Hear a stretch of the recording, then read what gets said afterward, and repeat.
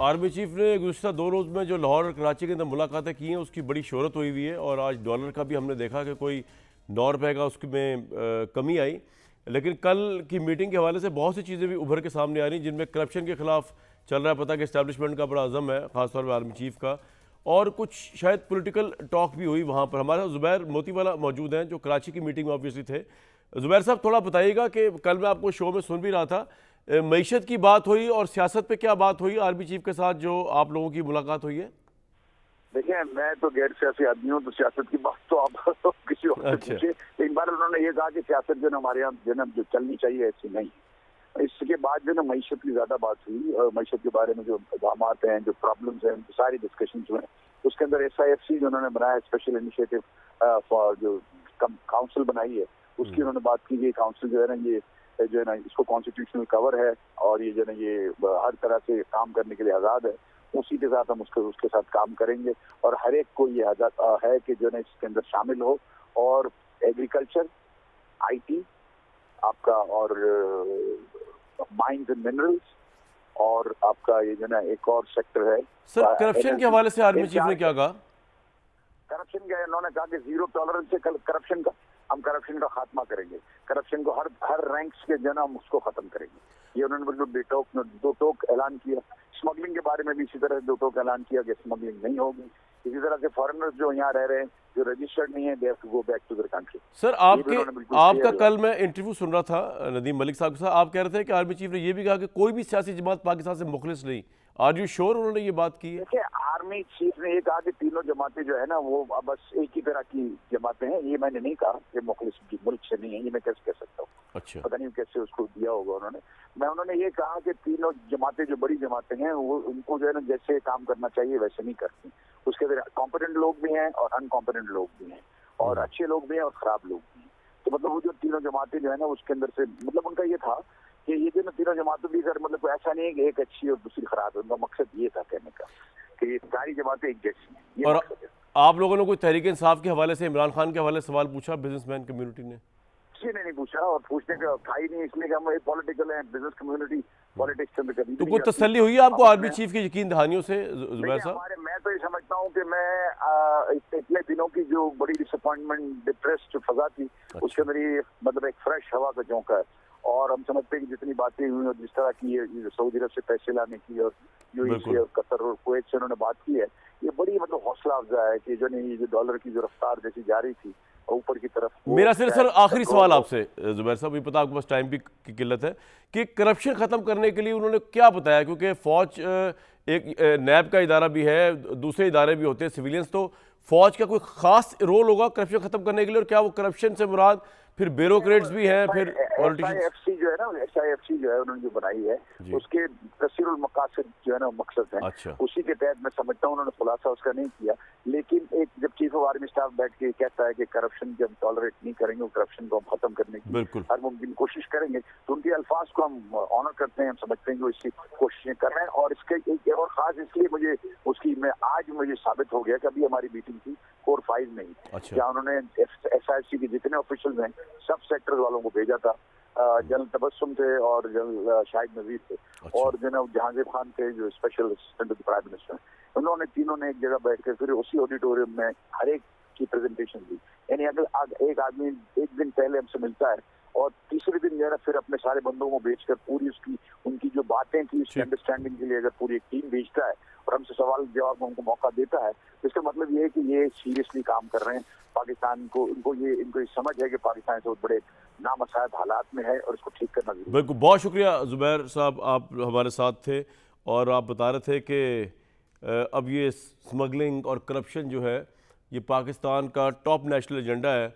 और ऑब्वियसली अगर ये पहले हो जाते मामला, क्योंकि उस वक्त खैर आर्मी चीफ की फोकस जो है वो और भी बड़े सिक्योरिटी मामला में था और चीज़ों के ऊपर था, लेकिन ये है कि अगर ये मामला पहले फोकस हुए तो ये चीनी वाला जो मामला आई थिंक अब अगर ऐसा होगा तो शायद फ़ौज इसको भी देखेगी कि स्मगलिंग जो है वो ना हो। मेरे साथ इरशाद भट्टी साहब मौजूद हैं, उस्मा बुखारी साहब मौजूद हैं, परवेज़ खान साहब मौजूद हैं।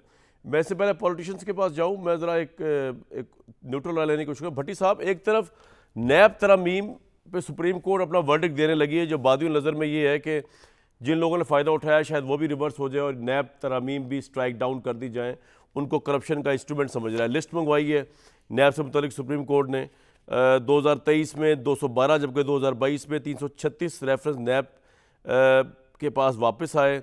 और नैब तरमीम से फ़ायदा उठाने वालों में आसिफ अली जरदारी साहब का नाम है उस रिपोर्ट के अंदर, शाहिद खाकान अब्बासी साहब, ओमनी ग्रुप के अब्दुल गनी मजीद साहब, आई थिंक उसके बाद शहबाज शरीफ साहब वगैरह, इनकी भी मामलात को शायद देखा जाए या ना देखा जाए, आई एम नॉट श्योर। लेकिन ये जो मेरे सामने रिपोर्ट सुप्रीम कोर्ट में जमा है उनमें तो खुर्शीद अनवर जमाली, मंजूर काका, ख्वाजा, तो एक तरफ करप्शन के ऊपर कानून साजी को बहुत बुरी नज़र से, नैब के ऊपर कानून साजी को करप्शन तशबीह दी जा रही है कोर्ट के अंदर।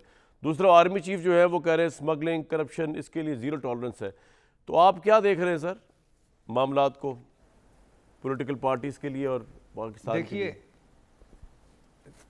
देखिए कामरान भाई, आर्मी चीफ की जो 2 मुलाकातों की खबरें अचानक सामने आई, मुझे तो दिली तौर पर बहुत खुशी हुई है कि अल्लाह करे जो कुछ वो कह रहे हैं वो हो जाए।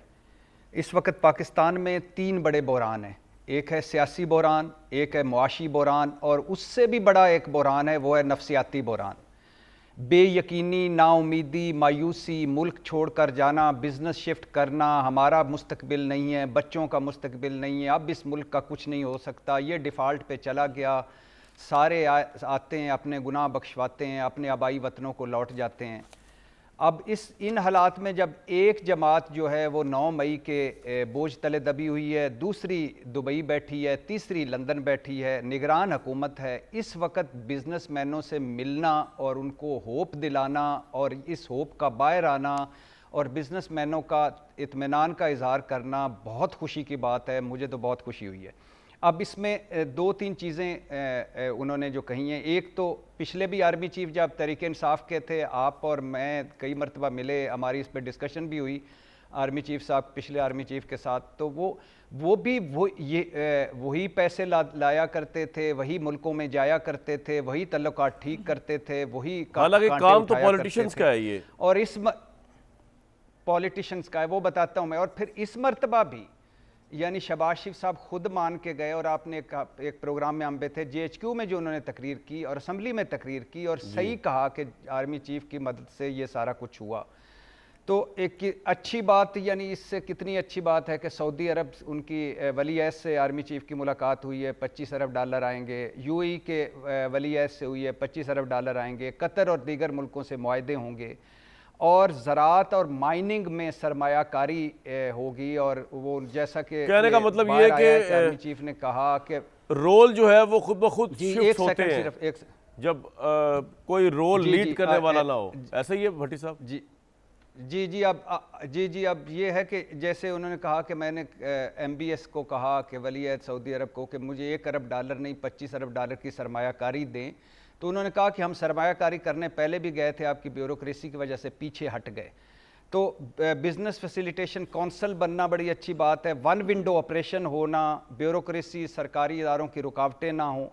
और फिर जो मेरा फेवरेट सब्जेक्ट है, जिससे आपका पहला सवाल भी जुड़ा है, कि करप्शन बर्दाश्त नहीं होगी, ज़ीरो टॉलरेंस होगी। अल्लाह करे बिला इम्तियाज़, बिला तफरीक और अक्रॉस द बोर्ड ये सारा हो। ठीक है। करप्ट अफराद के साथ उन्होंने कहा के खिलाफ सबूतों के साथ पकड़ा जाएगा, करप्ट अफराद का पीछा किया जाएगा, IMF से जान छुड़वाने की कोशिश की जाएगी, मतलब $100 अरब। तो मुल्क सियासत होती रहेगी। मुआशी बहरान का आपका हाल ये है कि दिवाली, वो जयशंकर का परसों तरसों, पता नहीं हमारे बड़ों को इस पर कोई शर्म आई होगी कि नहीं, उन्होंने कहा कि पाकिस्तान के बारे में भारतीय वजीर खारजा दोबारा से कह रहा है कि दिवालिया होती कंपनी के बारे में भला हम क्या स्टॉक डूबे हो, और वर्ल्ड बैंक कह रहा है कि अफगानिस्तान की मईशत हमसे बेहतर है, ये वर्ल्ड बैंक कह रहा है। तो इन हालात में होप दिलाना, मिलना, कोई चीज़ पॉजिटिव आना बहुत अच्छी बात है। बिल्कुल ठीक है जी।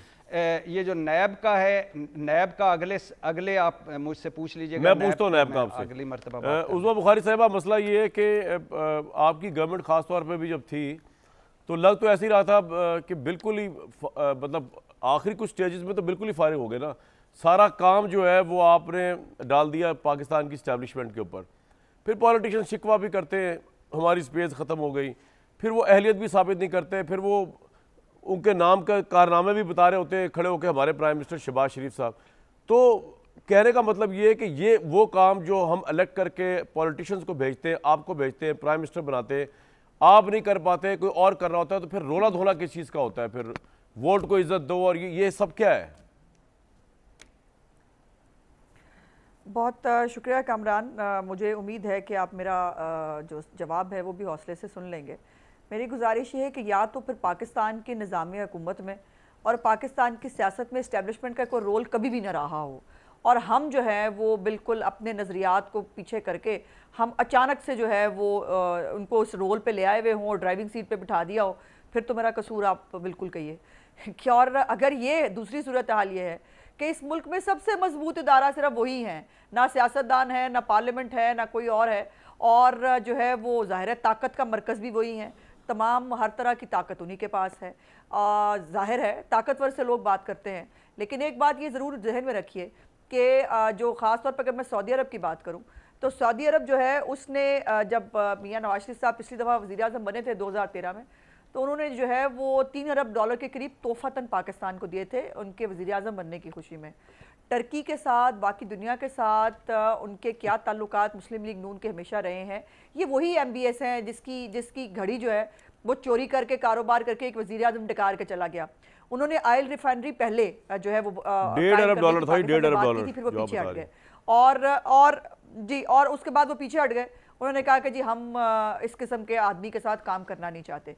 मेरी गुजारिश ये है कि ये कोई बहुत अच्छे ऑप्टिक्स नहीं है। मुझे एज ए डेमोक्रेट मेरी अपनी राय है, मुझे ये कोई बहुत अच्छी चीज़ नहीं लगी कि आर्मी चीफ जो है वो उनको, और जाहिर है बहुत सारे उनके ऊपर जो है वो रिस्पॉन्सिबिलिटीज़ हैं, उनको वो काम करने चाहिए।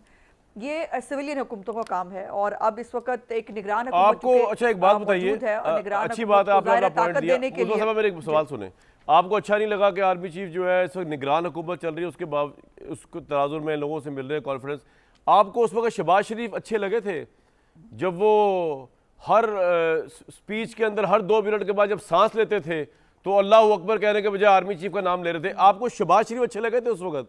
आपके जो अपने लीडर है, क्या उन्होंने आपको डिसग्रेस नहीं किया पॉलिटिकली? क्या उन्होंने आपको लेट डाउन नहीं किया पॉलिटिकली? अगर एक मुल्क का इलेक्टेड प्राइम मिनिस्टर हर 2 मिनट के बाद जब सांस ले रहा है तो वो अल्लाह अकबर के बजाय आर्मी चीफ का नाम ले रहा है, उस वक्त आपको शहबाज शरीफ कैसे लगे थे? ऑप्टिक्स कैसी थी आपकी? क्योंकि ये हमें शहबाज शरीफ ने बताया कि शहबाज शरीफ जो है उनकी रीढ़ की हड्डी जो है वो आर्मी चीफ है। वो ना उनकी आंखें हैं शहबाज शरीफ की, ना उनके कान हैं, वो सिर्फ आर्मी चीफ की निगाह से देखते हैं, आर्मी चीफ की आवाज़ से सुनते हैं। आर्मी चीफ ना हो तो वो गिर जाएंगे। उस वक्त शहबाज शरीफ कैसे लगे थे आपको? ये मुझे ऑनेस्ट, उसी ऑनेस्टी से बताना जिस ऑनेस्टी से आपने भी तजिया किया कि ये ऑप्टिक्स बड़े बुरे लग रहे हैं आपको। मुझे बात करने की जी बस हो गई मेरी बात, अब आप फरमाएं। बात करने की इजाजत देंगे? जी मेरी गुजारिश सुन लीजिए। एक तो अल्लाह अकबर को जो है वो किसी और के साथ मिला देना मेरा ख्याल है थोड़ा सा नामुनासिब है। इसके अलावा आप कुछ और भी कह सकते थे। मेरी गुजारिश ये है कि एक आर्मी चीफ को जो एक सिविलियन हुकूमत के साथ मदद कर रहे हैं पाकिस्तान के हालात को बेहतर करने के लिए, जो है अमूर ममलिकत वज़ीर आज़म देख रहे हैं, आर्मी चीफ उनकी मदद कर रहे हैं, ये तो है एक बहुत अच्छी आइडियल सिचुएशन है और इसको ऐसा ही होना चाहिए, हर दौरे हुकूमत में होना चाहिए, लेकिन अपने अपने रोल के अंदर होना चाहिए। जैसे मैं बात पूरी करना चाह रही थी कि चूंकि एक निगरान हुकूमत है इस वक्त और निगरान हुकूमत को ताकत देने के लिए, निगरान हुकूमत की शायद मदद करने के लिए एक ताकतवर इदारे की जो है वो सामने खड़े होने की ज़रूरत है। इसलिए आर्मी चीफ को जो है ये सब काम करने पड़े। बाजवा साहब भी बात हुई, ये पहले कर चुके हैं और इमरान खान के दौरे हुकूमत में जो है उस वक़्त उन्होंने भी ये मीटिंग्स की थी, उन्होंने भी जो है कोशिश की थी, लेकिन जो है वो डिलीवर नहीं हो सका। और जहाँ तक करप्शन की बात है, जहाँ तक इन चीज़ों की बात है, बहुत अच्छी बात है, करप्शन अक्रॉस द बोर्ड खत्म होनी चाहिए। सिर्फ सियासतदान को करप्ट कह के उसको गाली देकर जो है वो कोई और बरीजुबान नहीं हो सकता। ठीक है, हर एक अपने इदारे में देखे वहां पर क्या हो रहा है, किस किस की कितनी करप्शन है, इसके बारे में स्मगलिंग है। आपने मेरे सवाल का जवाब नहीं दिया कि आपको शहबाज शरीफ कैसे लगे थे उस वक्त। मैंने दे दिया जवाब, नहीं दिया, मैंने दे दिया। आप हर सवाल का जवाब देती हैं, आपने सवाल का जवाब नहीं दिया। लेकिन एक आर्मी चीफ अगर जो है वो वजीर आजम के खिलाफ साजिश करने की बजाय आर्मी चीफ जो है वजीर आजम के साइड पे खड़ा होकर पाकिस्तान को आज जब निगरान, अच्छा मेरी बात सुने, आज जब निगरान हुकूमत है कंट्रोल होना तो चाहिए। आज जब निगरान हुकूमत है तो काकर साहब की गवर्नमेंट को कॉन्फिडेंस देने के लिए अगर आर्मी चीफ ये इन बिजनेसमैनों को कॉन्फिडेंस दे रहे हैं तो आपने क्यों कहा कोट इन कोट अच्छी चीज आपको नहीं लगी? यही कहा है, मैंने क्या कहा है? आपने कहा अच्छी चीज नहीं लगी मुझे ये देखना। लेकिन अच्छा होता वो साथ अपने वजीर, मैंने नहीं, देखिए मैंने यही तो कहा कि कुछ मैंने ये मेरे अल्फाज है कि उन्होंने ताकत देने के चलो लिए शायद ठीक ये है, किया। ठीक साथ है। वजीर आजम को भी बिठा लेते, साथ दूसरे एक दो वैसे वज़ीरात मैं को आपको बिठा लेते, बताऊं, ज्यादा चले अच्छा आप मुझे अपने जो हमारे प्राइम मिनिस्टर थे बड़े अजीब लगे कि यार या तो ये इतने नाहल हैं या ये इतने, इनको ये हर 2 मिनट के बाद आर्मी चीफ का नाम लेने, इसका मतलब इनके पहले है ही कुछ नहीं। कौन तसल्ली जो है आर्मी चीफ से ले रहे हैं, economy develop stable army chief से हो रही है, तो आप इलेक्टेड लोग क्या करने हैं? बहरहाल परवेश साहब नाम ले तब प्रॉब्लम है, वो नाम ले तब प्रॉब्लम है कामरान, वो नाम ले नहीं भाई, अपने बलबूते पे खड़े हो जनाब, अपने बलबूते पे खड़े हो, अपने बलबूते। वो तो शायद पैदा ही प्रॉब्लम्स को सॉल्व जो है सुनने के लिए हुआ है, वो तो सिर्फ गाली बहतान और ये सब सुनने के लिए जो है वो सियासतदान बनता है। अच्छा। वो बाकी इस मुल्क के अंदर जितनी भी पॉइंट आ गया, मैं परवेश कामयाबियां साहब हैं के वो पास निकाल जाऊंगा। के देख लीजिए, सियासतदानों के हाथ में कितनी कामयाबियां और बाकियों की कितनी ठीक, कामयाबियां पॉइंट आ गया निकाल के जी। देख लीजिए, अगर यही बहस करनी है हमने तो। परवेश खान साहिबा, मुझे बताइए कि आपकी पार्टी का क्या नज़रिया है, क्योंकि आपके डेमोक्रेटिक क्रेडेंशियल्स जो हैं उनका अपना एक हिस्ट्री है, PMLN की अपनी एक हिस्ट्री है। आप इस्टेब्लिशमेंट को इस रोल को इनकरेज और वो करेंगे इवन इफ़ अगर आपकी गवर्नमेंट भी आ जाए, क्योंकि काम तो बड़ा अच्छा कर रहे हैं, इकॉनमी को आज 9 रुपए पाकिस्तानी डॉलर के अगेंस्ट जो है पाकिस्तानी रुपया इम्प्रूव हुआ है। ये बता दीजिए। और दूसरा, अगर करप्शन के ऊपर फ़ौज और इस्टेब्लिशमेंट जो है वो आती है, तो आप इसको कैसा देखती हैं कि ये होना चाहिए कि इस्टेब्लिशमेंट जो है करप्शन को हेड ऑन करे? फौज में पॉलिटिशियंस भी फिर आ रहे हो। परवेश साहब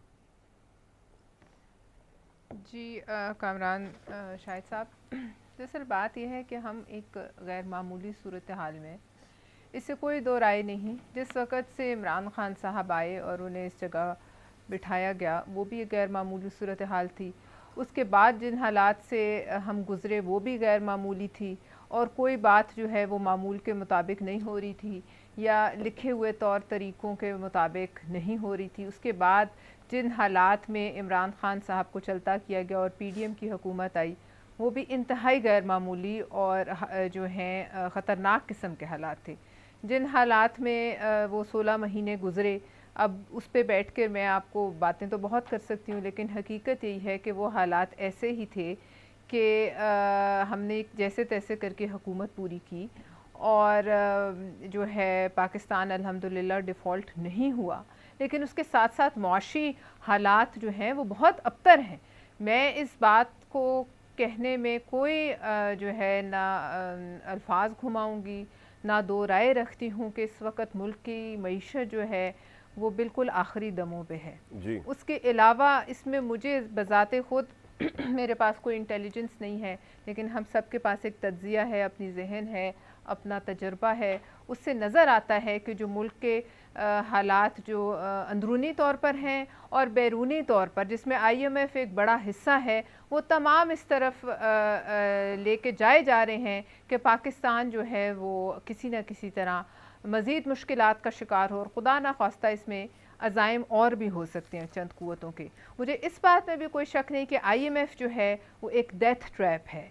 IMF डेथ ट्रैप के अलावा कुछ नहीं। इस पर किताबों की किताबें लिखी जा चुकी, इस पर दुनिया भर के जो मुझे एक बात बताएं कि इमरान खान तो आउट हो गए इस वक्त। आप बिलावल भुट्टो साहब का अभी तक मैंने नहीं सुना कि वो प्राइम मिनिस्टर के कैंडिडेट हैं। उज़मा बुखारी साहबा की पार्टी तो कह चुकी है बरमला नवाज शरीफ साहब प्राइम मिनिस्टर। तो आपके पास क्या सोल्यूशन है पार्टी लेवल पे? कौन आपकी तरफ से आएगा जो इस मुल्क को इन बुरानों से निकाले? पहले सवाल का जवाब दे दूं ना। अब बात यह है कि इन हालात में हम अगर चाहें तो वो आइडियल मामलात नहीं हो सकते जो कि ज़ाहिर है आइन और कानून का हिस्सा है, लेकिन वो मनवन इस वक्त नहीं हो रही। एक हकीकत है, सच्चाई है, उस पर अमल नहीं हुआ। उनके पीछे क्या मौरूज़ी हालात हैं और जो इस वक्त ग्राउंड पे सिचुएशन है, वो सारी चीज़ें हमें सामने रख कर बिल्कुल हक़ाइक़ पे मबनी बात करनी चाहिए। पाकिस्तान की मईशत को जो पाकिस्तानी भी इन हालात से निकाले, हम उसके बिल्कुल जो है उसके आगे शुक्रगुजार हैं, हाथ बांध के खड़े हैं, जो भी निकाल सके। बिल्कुल ठीक है जी। उस पे अब ये फैसला लोगों ने करना है कि PDM की हुकूमत का क्या किरदार था, PDM की हुकूमत ने कितना अपना जो उनको रोल दिया गया पूरा किया, और अगर इस वक्त जो हालात हैं जहाँ रुपया गिर चुका है, जो हमारे IMF ने हमें गर्दन से पकड़ा हुआ है, इसमें कोई दो राय नहीं कि IMF की इस गर्दन से पकड़ने के पीछे भी एक एजेंडा है। और अगर उसमें पाकिस्तान के आर्मी चीफ पाकिस्तान का फौजी सरबराह है ना, किसी और मुल्क का तो बाशिंदा नहीं, सबसे पहले तो पाकिस्तानी है हम सब। तो जो भी इस मामले जो है मामले में पाकिस्तान को कोई रिलीफ दिलाए, लोगों के ऊपर कोई, अगर ये $25 अरब आ जाते हैं तो मैं समझती हूँ बड़ा मार्का है और इसमें ये से असल में 10 हम रख 2 से लेते 3 हैं साल की तो कम से इन्वेस्टमेंट कम प्लान है। हमें एक ब्रीदिंग स्पेस बिल्कुल ठीक है जी, इस लेकिन पे उससे मैं क्रेडिबिलिटी खड़े होकर पाकिस्तान इस की पे बढ़ी मैं जो इकोनॉमिकली। तनकीद शुरू कर दूं। बिल्कुल ठीक, आपका ये पॉइंट आ गया जी। भट्टी साहब, दोनों पॉलिटिकल पार्टीज इस वक्त मैदान में उतरी हुई हैं, आपको लगता है कि नेक्स्ट इलेक्शन इन दोनों में से किसी एक का है, या तहरीक इंसाफ अभी भी रेलेवेंट है आपके ख्याल में? और बहरान से कौन निकालेगा, ये इलेक्टेड लोग या अनइलेक्टेड लोग? ये सबसे अहम सवाल है भट्टी साहब। सर पहली बात तो ये है कि पहला जो आपका हिस्सा है उसमें तो अभी तक इलेक्शन कब होते हैं और उस वक़्त किस जमात के कितने उम्मीदवार होते हैं और इलेक्शन कितने शफाफ होते हैं, मुनसिफाना होते हैं, ये जवाब है। उसके बाद पता चलेगा कि कौन सी जमात आगे आएगी और कौन सी पीछे रहेगी। दूसरा है कि बहरान से कौन निकालेगा। भाईजान, इन लोगों की वजह से हम बहरानों में हैं। इन लोगों की वजह से हम ये मसले हमारे जो हैं, ये मसलों की जड़ ये खुद लोग हैं। मुझे बताएं कि फ़ौज से खुद डीलें करना, खुद फ़वायद लेना, खुद ढीलें लेना, खुद पतली गलियों से निकलना, खुद चोर दरवाज़ों से निकलना, ये तो बहुत अच्छा है। लेकिन अगर फ़ौज कोई मुल्क के लिए कर ले तो वो बुरा है। फ़ौज से नाले साफ़ करवा लो, वापडा ठीक करवा लो, मरदमशुमारी करवा लो, फ़ौज से इलेक्शन करवा लो, अंदरूनी मुहाज पे लड़वा लो, फ़ौज से बैरूनी मुहाज पे लड़वा लो, फ़ौज को की तारीफ़ें कर दो, फ़ौज साथ खड़ी हो तो नारे मारो। लेकिन हम नहीं करें। भाई, आप लंदन में क्या कर रहे हैं? वापस आए इस वक्त मुल्क में। आपके अपने लोग कह रहे हैं कि बेचैनी फैल रही है, क्यों नहीं आते वापस? दुबई में क्या कर रहे हैं आप लोग? वापस आए इस मुल्क में। इस मुल्क ने आपको नाम और मकाम दिया है। ये कौम, बदकिस्मत कौम, आपको वोट देती है। आप इस वक्त, कोई लंदन बैठा हुआ है, कोई दुबई बैठा हुआ है, कोई कहीं इलाज करवा रहा है, कोई कहीं मीटिंग्स कर रहा है। क्यों नहीं वापस आते? क्यों हमें छोड़ के चले गए इस बेयारो मददगार में? और ये जो साथ बैठे हुए हैं, 150 रुपए फी लीटर पेट्रोल पर, 16 रुपए फी यूनिट बिजली पर और 85 रुपए फी किलो चीनी पर तो महंगाई होती थी और इhtजाज पे इhtजाज होते थे, महंगाई मार्च होते थे। आज 300 रुपए फी लीटर पेट्रोल है, आज 55 रुपए फी यूनिट बिजली है, आज 200 रुपए फी किलो चीनी है। और ये चुप हैं, खामोश हैं, मुतमिन हैं, अपने अपने मुतालबात मनवा रहे हैं, अपने अपने मफादात में लगे हुए हैं, अपने अपने जुगाड़ लगा रहे हैं। क्यों भाई? किस लिए? ये कोई जरखेज चरागाह है मुल्क आपकी? आप आते हैं, हुक्मरानियां करते हैं, अपने आबाई वतनों को लौट जाते हैं। क्यों भाई? ये 15 महीने की बदतरीन जो आपने हुकूमत की, रिकॉर्ड महंगाई, रिकॉर्ड बेरोजगारी, रिकॉर्ड गुर्बत, उसमें हमें क्या दिया? ईवीएम खत्म कर ली, नैब पूरा खत्म कर लिया, और उसके बाद वो क्या, आप नाहली खत्म कर ली, पार्लियामेंट को पार्लियामेंट बना दिया, ऐसी कानून साजियां की। और आज आपको रोल लग रहा है कि आर्मी का रोल ये नहीं था, कल आर्मी का रोल ये था, आज आर्मी का रोल ये है, कल खलाई। तो आप भट्टी साहब, हमारे इस वक्त हमारे पास जो मेरे भट्टी साहब, मेरी बात सुने, आप अपना काम करते नहीं है, आप अपना काम करते नहीं है, कोई और करे तो भट्टी साहब मेरी बात तो सुने। ये काम आपका था। बात ये है कि अब हमारे किया था। मेरी भट्टी साहब जरा हौसला तो करें। अब हमारे पास यही दो पार्टीज है ना। इमरान खान तो इस वक्त जेल में है, उनकी तो पार्टी के पता नहीं क्या हालात होंगे। तो अब आप इनको भी डिस्करेज करेंगे तो ये तो बड़ी ज्यादती है भट्टी साहब। इनकी तो हौसला अफजाई करनी बनती है हमारी दोनों पार्टी। डिस्करेज नहीं कर रहा, आपको किसने कहा? मैं कहता हूं आए वापस। आए जी, वापस आए। अच्छा, आप रुक जाइए, करें। आप गए हुए थे लंदन, आकर इस मुल्क को बुरानों से निकालें नवाज और शरीफ साहब फौज को कहें कि ये आपका काम नहीं है मेरे करने भाई, का। सर, फौज को कहें कि ये आपका मैं काम अभी नहीं है लोगों को करने का, ये हमारा है। तो यार सुन तो लें यार, भट्टी साहब को फ्रेम में रखें। भट्टी साहब, आप लंदन गए हुए थे, मैं वहां पे था, वहां पे आप तस्वीर लेके मियां नवाज शरीफ साहब के घर के आगे फिर तो रहे थे, तो वो आपकी फूके भी काम नहीं आई। अगर वो नहीं आए तो फिर उस्मा बुखारी बेचारी, लेकिन बहरहाल उस्मा बुखारी साहबा आप जवाब देंगे तस्वीर वाली बात, और जो इनकी फूकों की तो मैं बाद में बताऊंगा। दिन को ये तस्वीर कुछ और करते थे, रात को कुछ और कर रहे थे, अभी दिन की तस्वीर नवाज शरीफ साहब के घर के बाहर की है इन्होंने। एक ब्रेक लेंगे। पलविशा साहिबा और उस्मा बुखारी साहिबा के ऊपर बड़ा ऑनस्लॉट किया है इन्होंने पोलिटिकली, भट्टी साहब ने, और आके ये जवाब देंगी कि बेसिकली किस तरह मुल्क से निकालेंगे, क्योंकि तीसरी पार्टी तो अंदर हुई हुई है। उनका सबसे बड़ा एजेंडा तो ये है कि इमरान खान को किस तरह पहले जेल से बाहर निकालेंगे, उसके बाद आगे मामला। एक ब्रेक लेते हैं जी।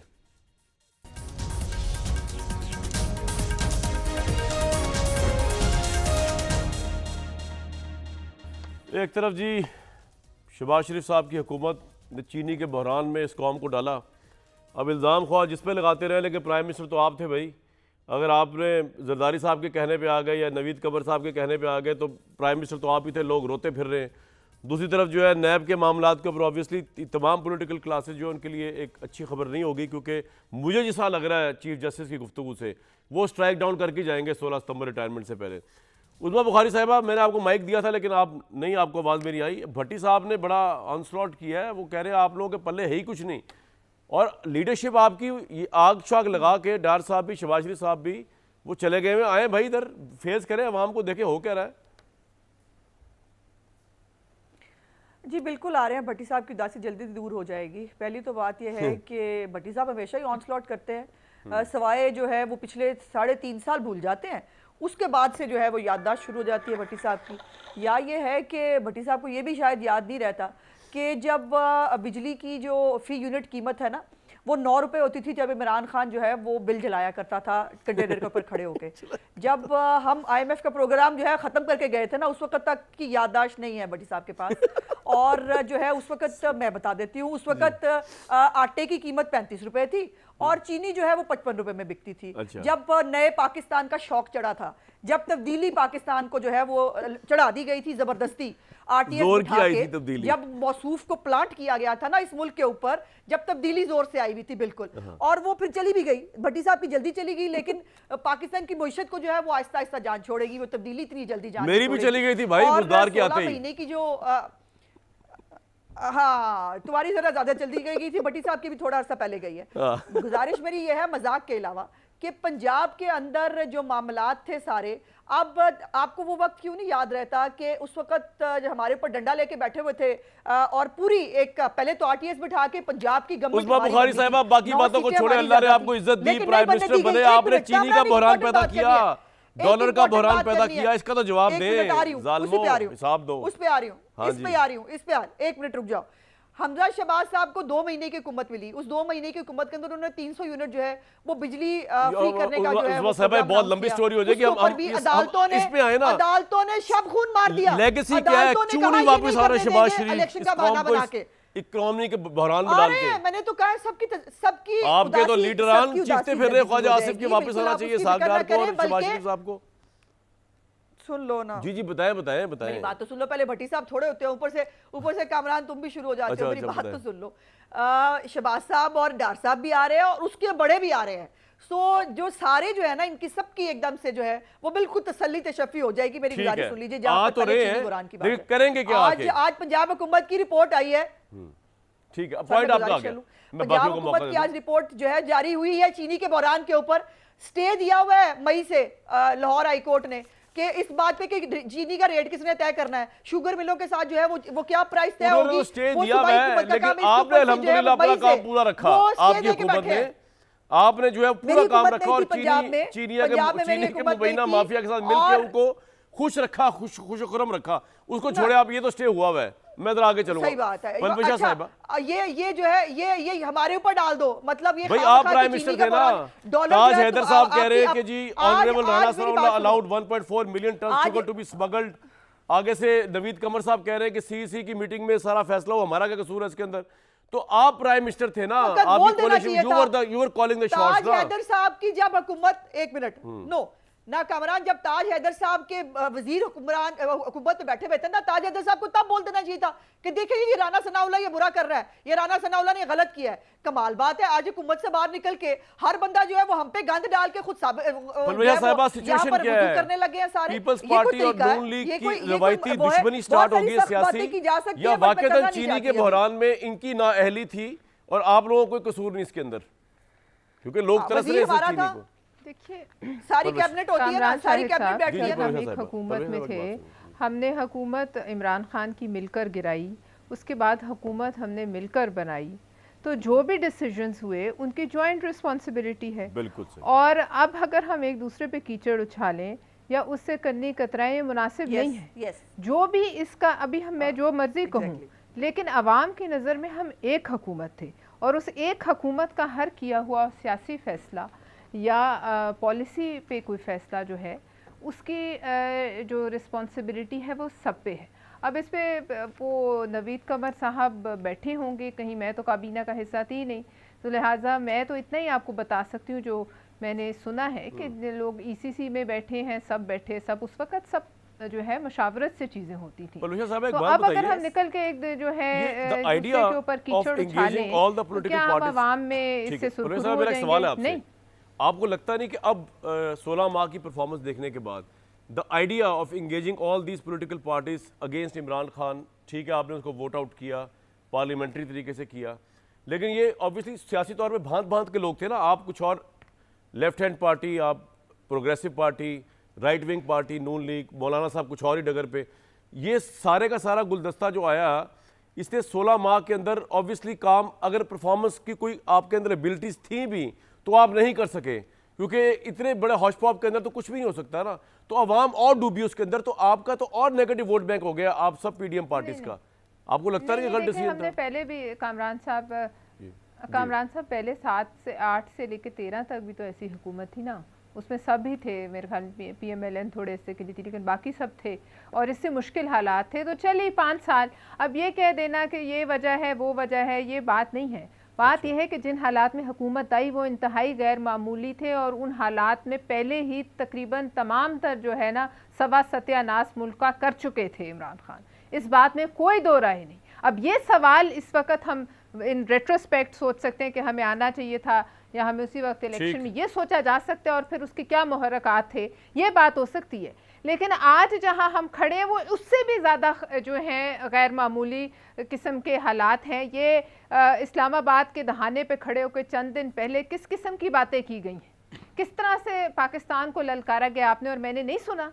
ये ऐसे ही हो जाता है, इसी तरह IMF आ जाता है और इस किस्म के फैसले कराता है कि सड़कों दंगे होने। मैंने तो ये सेनेट में कहा कि IMF दंगा कराना चाहता है पाकिस्तान में, इसमें कोई दो राय नहीं। अब अगर इन हालात में कहीं से पाकिस्तान को रिलीफ मिल रहा है, अगर मैं कुछ मेरे से कोई कोताही रह गई, कोई चीज़ रह गई, मैं नहीं कर सकी, तो क्या मैं कहूँ कि अगर और कोई आवाम को वहाँ से ठंडी हवा का झोंका आता है मैं उस दरवाजे को भी बंद करूँ? मैं तो ये नहीं चाहूँगी। मेरे लिए तो ये बहुत अच्छी बात है कि पाकिस्तान का भला हो, चाहे आर्मी चीफ करे, चाहे PMLN करे, चाहे PPP करे, चाहे कोई करे, उसमें हमें साथ होना चाहिए। बिल्कुल ठीक। लेकिन ये बात जो है कि ठीक है, अब जो भी करप्शन है हमने सुना टास्क फोर्सेस बन गई हैं, अक्रॉस द बोर्ड एहतसाब हो, मुझे क्या एतराज है, आपको क्या एतराज है? बिल्कुल, हमारे तो हाथ साफ है, उसे क्या डर है?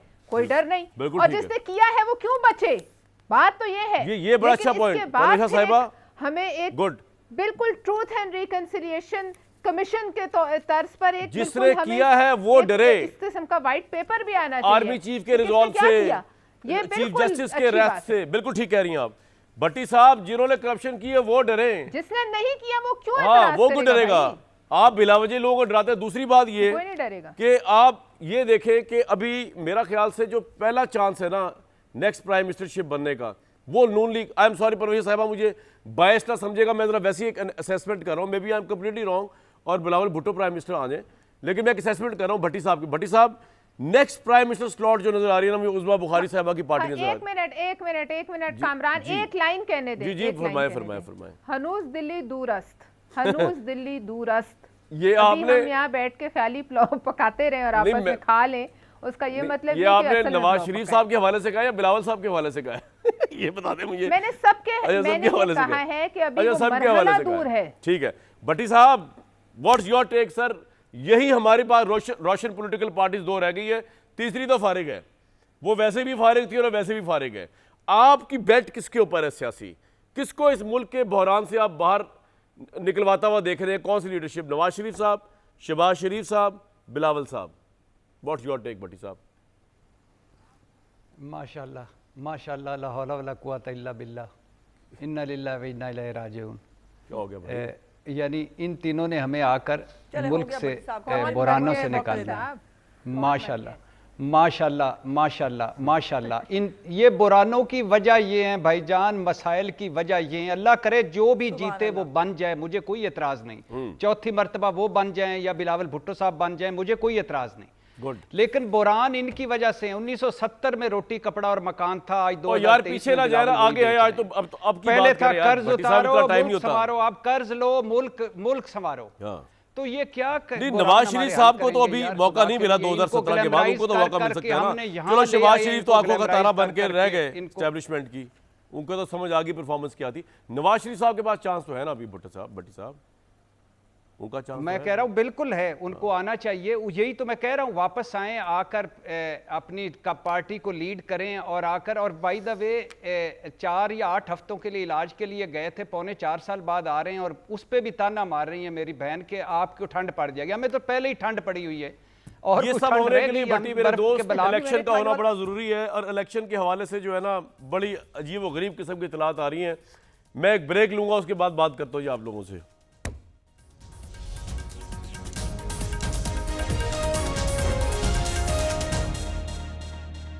मौजूदा आर्मी चीफ के आने से एक नए अहद का इस्टेब्लिशमेंट में आगाज़ हुआ, लेकिन उससे भी इंटरेस्टिंग जो डेवलपमेंट होने लगी है वो 16 सितंबर को है, जब जुडिशरी के अंदर एक नए अहद का आगाज़ होने जा रहा है। अता बंदियाल साहब जस्टिस जो है चीफ जस्टिस वो रिटायर हो रहे हैं, और जैसे फाइज़ ईसा जो है वो चीफ जस्टिस बनेंगे और इमरान खान साहब के केसेस उनके सामने लगेंगे। मुझे दीजिए कल तक इजाज़त।